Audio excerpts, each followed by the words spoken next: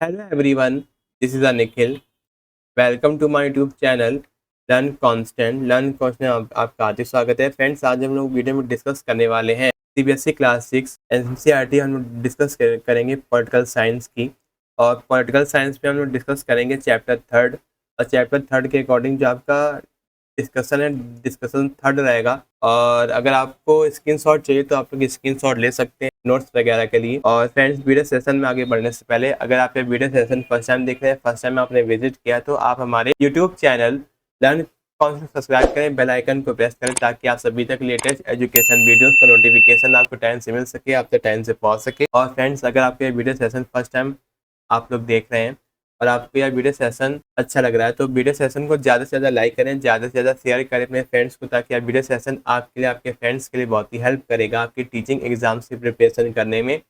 और फ्रेंड्स, अगर आपको कोई भी डाउट है तो आप लोग कमेंट बॉक्स में अपना डाउट क्लियर कर सकते हैं। I will time my best reply to all. तो चलते हैं फ्रेंड्स, वीडियो सेशन को आगे बढ़ाते हैं। और फ्रेंड्स, हम लोग डिस्कस करने वाले हैं सीबीएसई क्लास 6 की पॉलिटिकल साइंस की एनसीईआरटी टेक्स्ट बुक हम लोग डिस्कस करेंगे, जिसमें हम लोग डिस्कस करने वाले हैं lesson third, what is government, सरकार क्या है, किस तरीके से वर्क करती है, क्या रोल रहता है, और इंडिया हमारी डेमोक्रेटिक कंट्री है या नहीं है। हम लोग डिस्कस करेंगे, ये सारे कॉन्सेप्ट आपके आएंगे। और ये आपकी टीचिंग एग्जाम्स के लिए इम्पॉर्टेंट स्पेशली है। और ये आपका एनसीईआरटी बेस रहेगा, ताकि आपको एनसीईआरटी का हर एक कंटेंट, हर एक कॉन्सेप्ट आपको क्लियर हो सके इस वीडियो सेशन के माध्यम से। और फ्रेंड्स, ये आपका जो डिस्कशन रहेगा, डिस्कशन थर्ड रहेगा। और इस वीडियो सेशन के माध्यम से आपके एनसीईआरटी को पढ़ने में और भी मज़ेदार आपको लगने लगेगी। और आपको हर एक एनसीईआरटी कंटेंट आपको समझ में आएगा, और हर एक एनसीईआरटी कॉन्सेप्ट आपको समझ में आएगा इस वीडियो सेशन के माध्यम से। तो फ्रेंड्स, वीडियो सेशन को लास्ट तक देखें, ताकि आप सभी तक लेसन थर्ड के हर एक की टर्म्स, हर एक एनसीईआरटी कॉन्सेप्ट आपको क्लियर हो सके इस चैप्टर के, लेसन थर्ड के। और ये आपकी एनसीईआरटी टेक्स्ट बुक क्लास 6 के लिए पॉलिटिकल साइंस की, जिसका नाम है सोशल एंड पॉलिटिकल लाइफ, सामाजिक एवं राजनीतिक विज्ञान। और ये आपकी इंग्लिश मीडियम और हिंदी मीडियम दोनों में भी अवेलेबल है। तो आप लोगों को क्या है, जो आपकी एनसीईआरटी टेक्स्ट बुक है, ये आपको एनसीईआरटी की ऑफिशियल वेबसाइट पर मिल जाएगा, और मेरे टेलीग्राम चैनल पर भी आपको मिल जाएगा, तो आप लोग चेकआउट कर सकते हैं। मैंने इन दोनों का लिंक इसी वीडियो के डिस्क्रिप्शन पर आपको प्रोवाइड कर दिया है, तो आप लोग चेकआउट कर लीजिएगा। और फ्रेंड्स, ये आपकी एनसीईआरटी, जो आपकी पॉलिटिकल साइंस की जो आपकी एनसीईआरटी टेक्स्ट बुक है, ये आपका कंटेंट है, जिसमें हम लोग डिस्कस करेंगे unit second government, what is government, यानी गवर्नमेंट क्या है। यूनिट सेकंड आपका है गवर्नमेंट यूनिट है। और चैप्टर थर्ड हम लोग डिस्कस करेंगे व्हाट इज गवर्नमेंट। और इस लेसन से आपके काफ़ी क्वेश्चंस आपके बनते हैं एसएसटी एंड पेडागोजी सेक्शन में।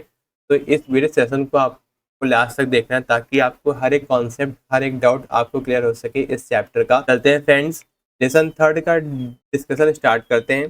सबसे पहले आपका इंट्रोडक्शन दिया गया है। फ्रेंड्स, आपकी क्लास 6 की जो आपकी पॉलिटिकल साइंस की एनसीईआरटी टेक्स्ट बुक है, हम लोग डिस्कस करेंगे लेसन थर्ड। और आपका इंट्रोडक्शन दिया गया है कि हम हमेशा सरकार सब सुनते हैं, लेकिन क्या आप जानते हैं कि इसका मतलब क्या है? क्या यह लोगों पर शासन करने का एक तरीका है? क्या यह लोगों को कानून के शासन से बांधने का एक साधन है? क्या यह देश की रक्षा और बचाव का एक साधन है? आइए चलिए डिस्कस करेंगे अबाउट गवर्नमेंट, सरकार के बारे में। सरकार क्या है? डेफिनेशन ऑफ अ गवर्नमेंट, जो आपकी सरकार है, सरकार की क्या परिभाषा है? यह एक बहुत बड़ी चौंकाने वाली बात है। यहाँ तक कि बड़े बड़े दार्शनिक और राजनीतिक विश्लेषक ये सरकार की परिभाषा में अलग अलग राय रखते हैं। जॉन लॉक ने एक बार कहा था कि सरकार एक जटिल तंत्र है, जो लोगों के प्राकृतिक अधिकारों, जीवन, संपत्ति और स्वतंत्र रूप से जीने के अधिकार की रक्षा करता है। मॉन्टेक्यू ऑन द अदर हैंड, मॉन्टेक्यू ने कहा कि प्राकृतिक अधिकारों में विश्वास नहीं करता था। उनका मानना था कि जब मनुष्य बिना समाज के, बिना किसी समूह के रहते थे, तो वे असुरक्षित महसूस करते थे और डरपोक बने रहते थे। जैसे जैसे उन्होंने समाज बनाया, वे निडर होते गए, क्योंकि अब वे एक बड़े समूह हैं। और एक बार जब समाज और समूह निडर हो जाए, तो समूह के बीच और यहाँ तक कि समूह के भीतर आपस में भी युद्ध की संभावना बन गई। और इसमें परिणाम स्वरूप सरकार का गठन हुआ, ताकि मानव की सुरक्षा हो सके और कानून व्यवस्था कायम रह सके। रूसो का सरकार का विचार भी काफी प्रगतिशील है। उनके अनुसार यह सही है कि मनुष्य के प्राकृतिक अधिकारों का किसी के द्वारा हनन नहीं किया जाना चाहिए, लेकिन जिस तंत्र पर लोगों ने अपने अधिकारों की रक्षा की जिम्मेदारी सौंपी है, वह धोखाधड़ी और हानिकारक है, और उनके अनुसार सरकार राज्य में रहने वाले सभी लोगों से मिलकर बननी चाहिए।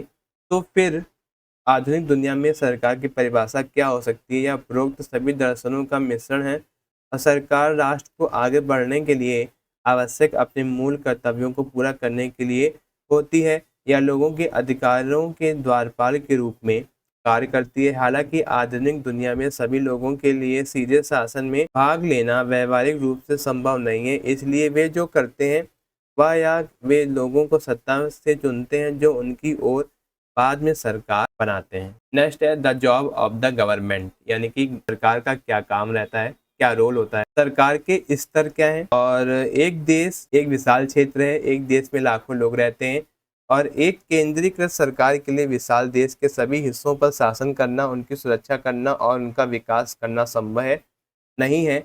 और इस समस्या को हल करने के लिए नेताओं ने सरकार के विभिन्न स्तरों की स्थापना की है। We have various state government to look after affair of the state. हमारे पास राज्यों के मामलों की देखभाल करने के लिए, राज्यों में रहने वाले लोगों की सुरक्षा और बचाव के लिए विभिन्न राज्य सरकारें, फिर केंद्रीय स्थानीय सरकारें जो राज्य के किसी विशेष क्षेत्र के विकास और उस क्षेत्र के लोगों की मदद करने पर जोर देती है। केंद्र सरकार का कर्तव्य है कि सामान्य तरीके से पूरे देश का विकास करना, शासन और सुरक्षा करना। इस तरह के विकेंद्रीकृत सरकार को संघीय सरकार के नाम से भी जाना जाता है, और भारत में भी हम इसी तरीके से सरकार देखते हैं। भारत में हरियाणा, केरल, महाराष्ट्र जैसे जो आपके स्टेट्स हैं, राज्य हैं, इन राज्यों में भी अपनी अपनी राज्य सरकारें हैं, और इन राज्यों में नगर पालिकाएं और पंचायतें भी हैं, और ये आपकी क्या कहलाती हैं? लोकल फॉर्म ऑफ गवर्नमेंट, यानी कि ये आपकी क्या, ये स्थानीय सरकारें हैं। नेक्स्ट अब आपका है how does government make sure that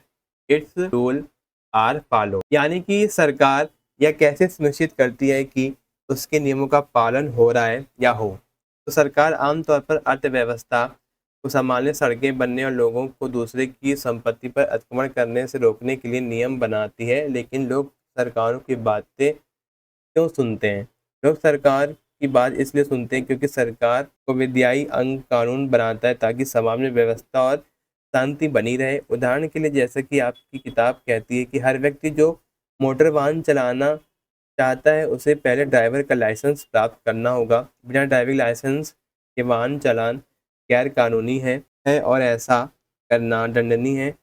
और इस नियम को मोटर वाहनों से संबंधित कानून की व्यवस्था से भी लागू किया गया है। कुछ ऐसे कानून हैं जो दूसरों को बिना अनुमति के दूसरों की संपत्ति में प्रवेश करने से रोकते हैं, और नागरिक खुद भी अपनी सुरक्षा के लिए ऐसे कानून का इस्तेमाल कर सकते हैं। नेक्स्ट अब आपका टाइप्स ऑफ गवर्नमेंट, यानी कि सरकार कितने प्रकार की होती है? सरकार कई प्रकार की होती है। हमारे आसपास सबसे लोकप्रिय प्रकार की सरकार लोकतांत्रिक सरकार है। लोकतांत्रिक सरकार में लोग अपने लिए नेता चुनते हैं जो उनकी ओर से देश पर शासन करेंगे। लोकतांत्रिक सरकार की खूबी यह है कि सरकार के कामकाज के तरीके में लोगों की भागीदारी होती है। इन द ओल्डन डेज, पुराने दिनों में राजतंत्र जहाँ राजा के पास सब प्रभु शक्ति होती थी, लोग राजा का चुनाव भी नहीं करते थे। आमतौर पर शासन वंशवादी प्रकृति का होता है, जो ज़्यादातर समय राजा लोगों की अपेक्षाओं के प्रति बहुत कम सम्मान रखते थे। फिर भी कई देशों में अब तानाशाही सरकारें देखते हैं जहाँ एक व्यक्ति या एक सरकार के पास सारी शक्ति होती है, और यह शक्ति या वह सरकार लोगों की स्वतंत्रता का गला घोटती है और यह सुनिश्चित करने के लिए सब कुछ करती है और सत्ता उसी व्यक्ति या सरकार के पास रहे। नेक्स्ट अब आपका टॉपिक है India is a democracy. India is a democracy, Bharat एक लोकतंत्र है। भारत भी एक लोकतंत्र है। भारत के लोग चुनाव में हिस्सा लेते हैं जहां वे ऐसे लोगों को चुनते हैं जो विधानसभा में उनका प्रतिनिधित्व करेंगे, और इस तरीके से लोकतंत्र के प्रतिनिधि लोकतंत्र के रूप में जाना जाता है, क्योंकि यह शासन में सीधे भाग लेने के बजाय लोग अपने प्रतिनिधित्व को चुनते हैं जो उस काम को करेंगे। लेकिन भारत में शुरू से लोकतंत्र नहीं था। अंग्रेजों के आने से पहले भारत पर राज्यों और राजवंशों का शासन था। जब अंग्रेज आए तो भारत ब्रिटिश शासन के अधीन हो गया। स्वतंत्रता सेनानियों के बलिदान ने ही भारत को लोकतंत्र हासिल करने में मदद की। भारत में हर वयस्क, चाहे वह पुरुष हो या महिला, को वोट देने का अधिकार है, और इसे सार्वभौमिक वयस्क मताधिकार के रूप में भी जाना जाता है। किसी भी देश के लिए खुद को लोकतांत्रिक कहलाने का एक प्रमुख मानदंड है। तो फ्रेंड्स आज का जो लेसन है फिनिश होता है। आई होप आपके वीडियो सेशन आपको पसंद आएगा, पूरा डिस्कशन पसंद आया होगा। और फ्रेंड्स अगर आप ये वीडियो सेशन फर्स्ट टाइम देख रहे हैं, फर्स्ट टाइम आपने विजिट किया है, तो आप हमारे YouTube channel learn concept subscribe करें, बेल आइकन को प्रेस करें ताकि आप सभी तक लेटेस्ट एजुकेशन वीडियोस का नोटिफिकेशन आपको टाइम से मिल सके, आपसे टाइम से पहुंच सके। और फ्रेंड्स अगर आपको वीडियो अच्छा लगे तो वीडियो सेशन को ज़्यादा से ज़्यादा लाइक करें, ज़्यादा से ज़्यादा शेयर करें अपने फ्रेंड्स को, ताकि आप वीडियो सेशन आपके लिए और आपके फ्रेंड्स के लिए बहुत ही हेल्प करेगा आपकी टीचिंग एग्जाम्स की प्रिपरेशन करने में। और फ्रेंड्स अगर आपको कोई भी डाउट है तो आप लोग कमेंट बॉक्स में अपना डाउट क्लियर कर सकते हैं। I will try my best reply to all.